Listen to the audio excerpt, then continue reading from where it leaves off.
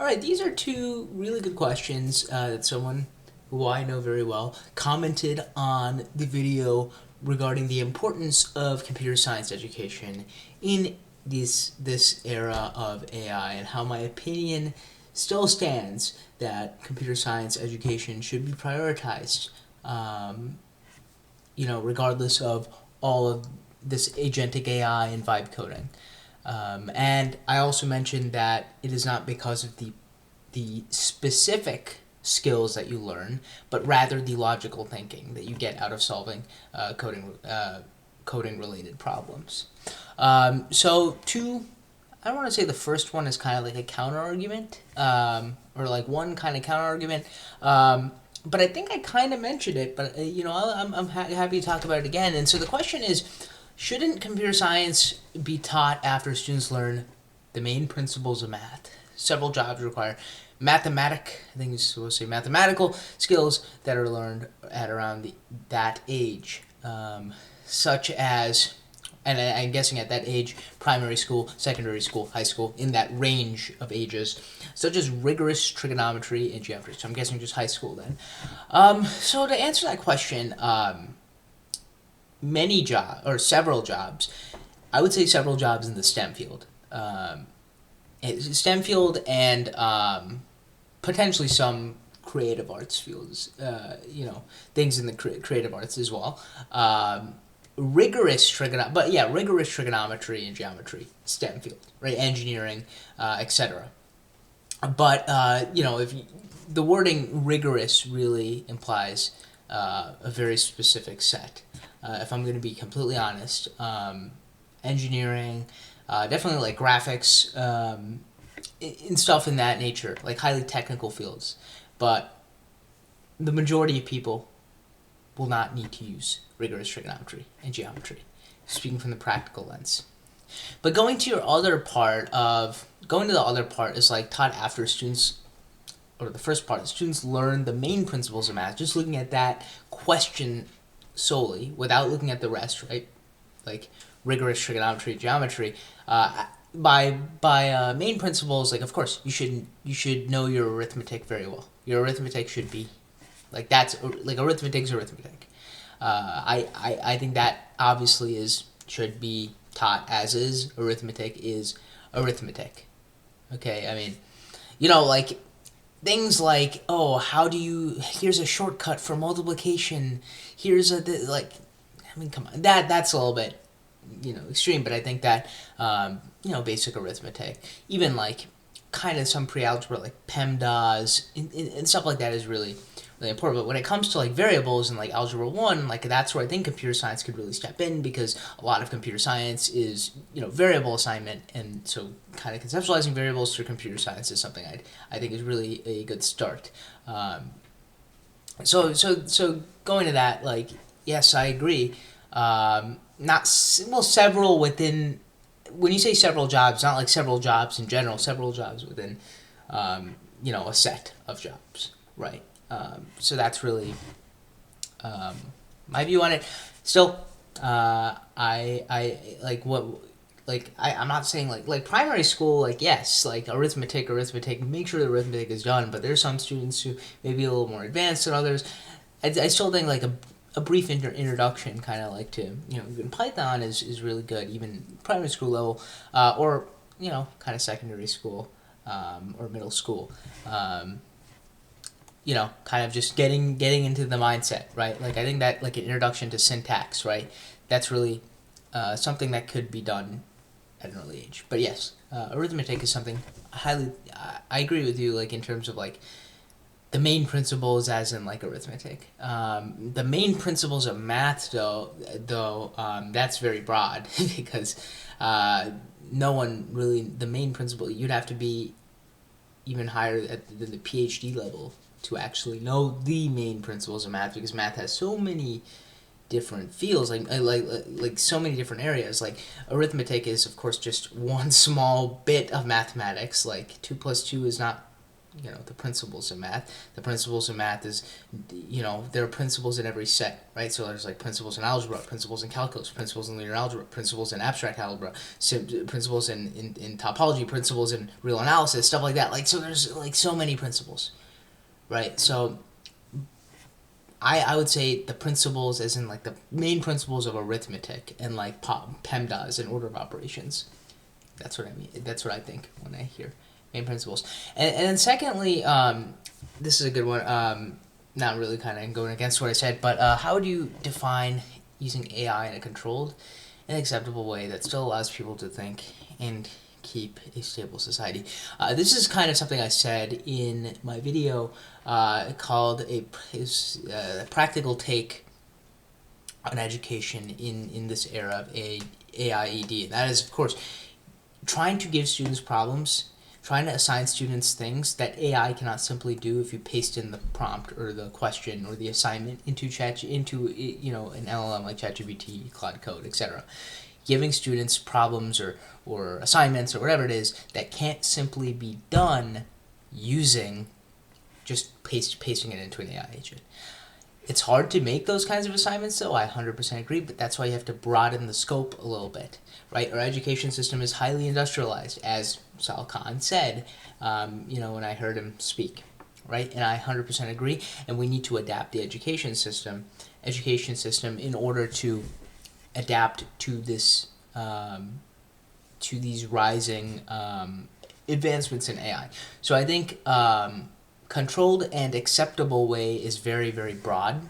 But what I think of as the best way, the way that requires actually the least control, yet actually advances our society even more, is using AI in a way that's encouraging to work with AI to solve problems that have not been solved yet, right, from all ages. Right, and going to another video, right, or the video that you actually commented on, which is computer science education. Well, yeah, we were just talking about computer science education, right? Like that is a really good foundation for logically applying,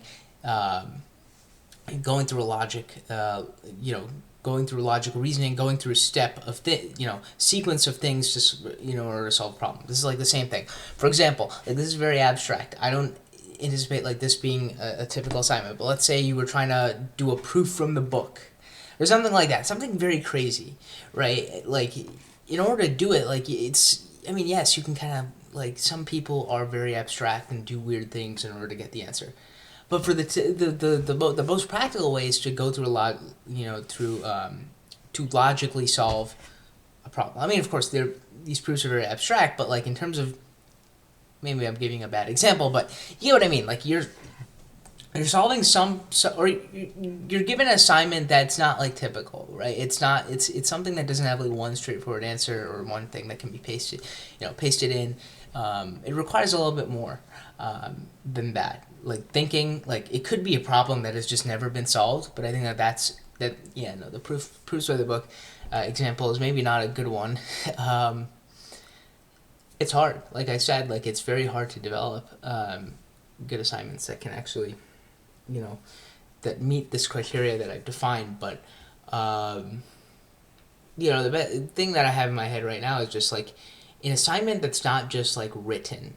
I think one thing I do kind of emphasize a little bit is good rhetoric. I think that good rhetoric is better than good writing, especially in this era of AI. Good rhetoric. Rhetoric means speech.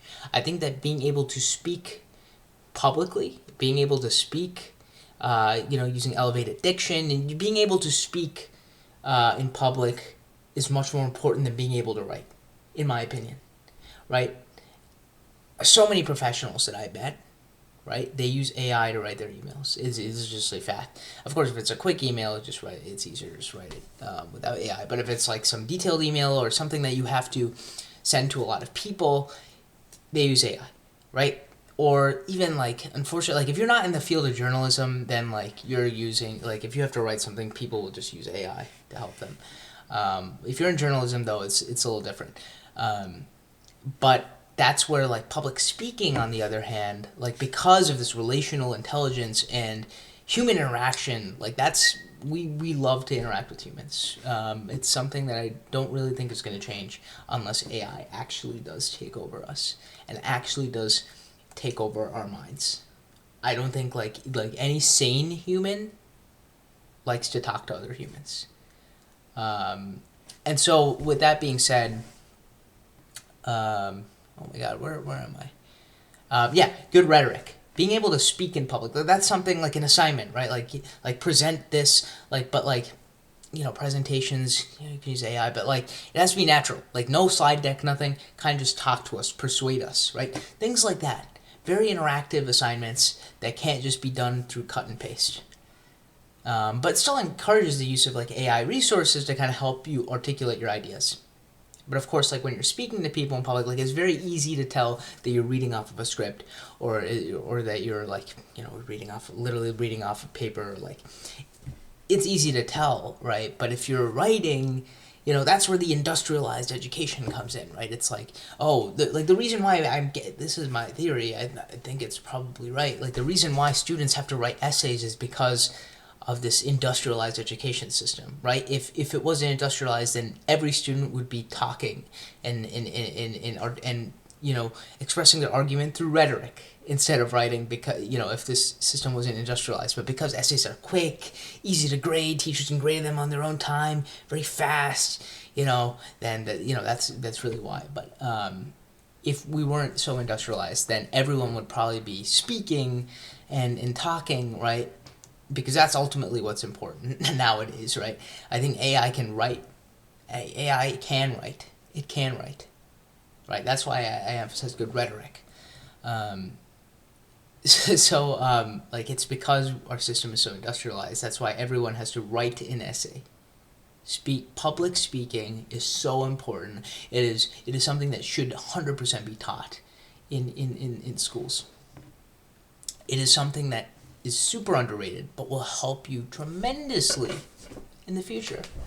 But because our system is so industrialized, I know I keep saying it, but it's true.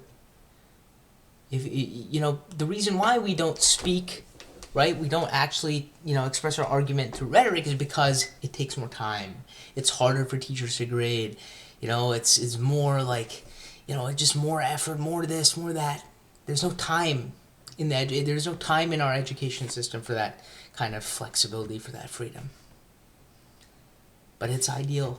This is how we need to move forward in AI, is to do things through human interaction that we can't get with AI. That is not possible.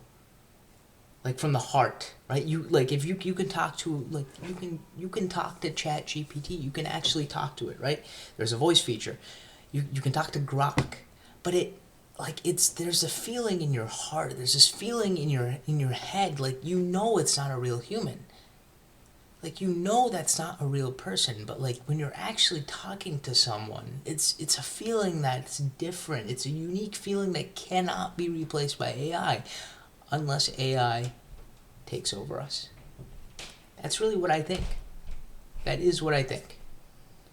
And a lot of people think the same way. Unless AI takes over us, then there's no negotiation. Human interaction is still prevalent. Human interaction is still important. And so rhetoric over good writing. And AI can be, I actually, AI helped me, whenever I had to do public speeches, AI would help me kind of articulate my ideas. I'm teaching a student right now. I have a student or a person that I'm helping. And this is an example. And I know my answer is very long for this question, but it's so nuanced. I have to kind of continue explaining.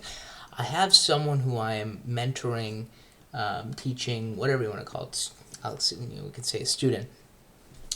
Prepare for their first ever TEDx speech, and they're actually an ESL learner at the same time. English is not even their first language, so that's even more challenging. And they're also, their first language is Chinese, which is even more challenging because Chinese is radically and fundamentally different than English. And so I'm teaching them how to publicly speak, and we sometimes use AI to kind of as a tool to help us practice, right? There are different GPTs and different tools that you can use to help you actually with public speaking practice. You can, again, like I said, with the voice feature, you can actually ask it for feedback. So it's really like, I know it's not like a human. Like I keep saying, like, yeah, you're not talking to a human, but it's really good for preparation. This is what AI should be. This is really, really, really good, because AI can't do the speech for you, right? AI can't speak for you, because that's, like I said, there's that feeling in your heart and in your head that, like, you're talking, like, you want to talk to an actual human. And that's where AI is, unless AI decimates the human race, which, fingers crossed, I don't really think that would ever happen, like, practically speaking, because, I don't know. We need to focus on educating our students to speak better, to present better, to do things that AI just can't do, through cut and paste, right? So that's really what I think. Sorry, this is a very long video. Did not need to be this long, but I felt like everything I said here is 100% intentional.